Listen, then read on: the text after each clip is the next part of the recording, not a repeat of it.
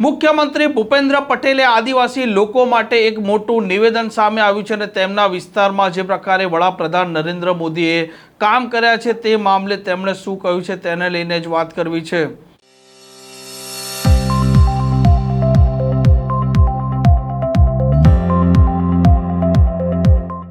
નમસ્કાર, આપ જોઈ રહ્યા છો હોટલાઇન ન્યૂઝ અને હું છું આપણી સાથે તોફિક ગાંચી। જે પ્રકારે આદિવાસી વિસ્તારોમાં વિકાસ નથી થતો, આદિવાસી વિસ્તારોમાં જે ગ્રાન્ટ ફાળવવામાં આવે છે તે વણ વપરાયેલી રહે છે, આવા આરોપ અનેક વખત ધારાસભ્ય ચૈતર વસાવા લગાવી ચૂક્યા છે। પરંતુ વડાપ્રધાન નરેન્દ્ર મોદીના જે પ્રકારે તેમના પદ પર કાર્યકાળ 12 વર્ષ પૂરો થાય છે, પૂર્વ પ્રધાનમંત્રી જવાહરલાલ નહેરુનો પણ રેકોર્ડ તૂટે છે અને તે જ પ્રકારે તેની ઉજવણી અત્યારે ગુજરાતમાં થઈ રહી છે અને મુખ્યમંત્રી ભૂપેન્દ્ર પટેલે એક મોટું નિવેદન સામે આવ્યું છે।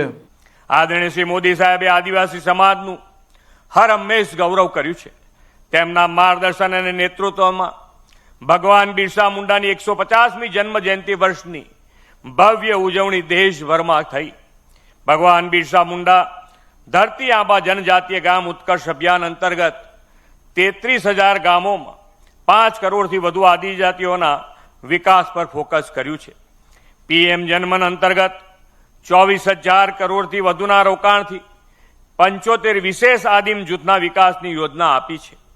આદિવાસી કલ્યાણના કેન્દ્રીય બજેટમાં 2014-15થી 243% વધારો થયો છે। આદિજાતિઓના શિક્ષણ, સ્વાસ્થ્ય અને ઇન્ફ્રાસ્ટ્રક્ચર સુવિધાઓમાં મોટા પાયે બદલાવ આવ્યો છે। ડોક્ટર બાબા સાહેબ આંબેડકરના ગૌરવપૂર્ણ જીવન અને યોગદાનને નવી પેઢી જાણે તે માટે વડાપ્રધાનશ્રીએ અનેક સફળ પ્રયાસો આ 12 વર્ષમાં કર્યા છે।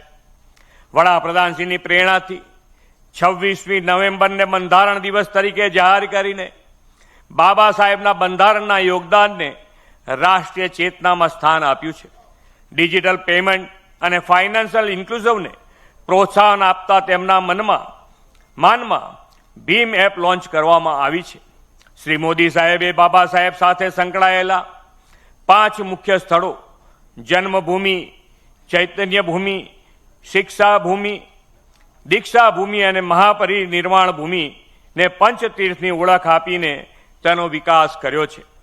ડોક્ટર આંબેડકરજીના લખાણોને ડિજિટલાઇઝ કરીને લોકો માટે સુલભ બનાવવાનું કાર્ય પણ હાથ ધરવામાં આવ્યું છે। આ પ્રકારના સમાચારો માટે હોટલાઇન ન્યૂઝ આ ચેનલને લાઇક, શેર અને સબસ્ક્રાઇબ કરવાનું ભૂલતા નહીં। નમસ્કાર। આવા પ્રકારના વિડીયો તમને જોવા ગમતા હોય તો હોટલાઇન ન્યૂઝ ચેનલને લાઇક, શેર અને સબસ્ક્રાઇબ કરો।